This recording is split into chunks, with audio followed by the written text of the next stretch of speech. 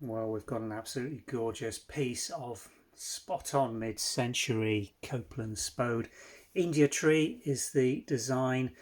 This is dating, or it's date stamped 1950. It's impress mark Copeland Late Spode as well. Absolutely gorgeous thing.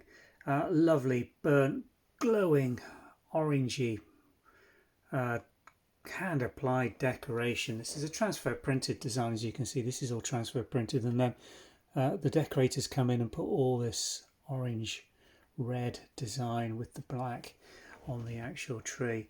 Absolutely spectacular. I do love the way Spode have given it this really deep ribbed border on the rim right the way up to give it this lovely deep elevation.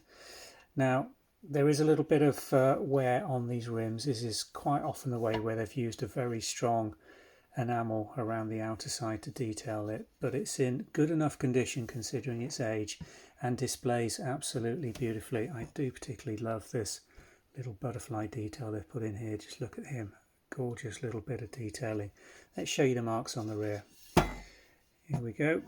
Let's get those so we can have a look at them. Copeland Late Spode, block mark, England, India tree is the pattern, little decorators marks here, and then we've got these impress marks here. Let me get that up the right way for you. Copeland Spode, England, impressed there.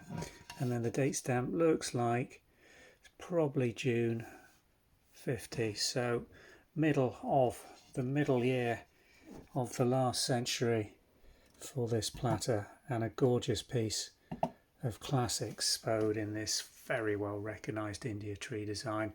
But it's not always in this beautiful colour combination. Quite often, in my opinion, put a little bit too much colour into a lot of Indian tree. I like the earlier stuff, but this I do like as well. A really good interpretation of that pattern, and in a lovely piece of display china.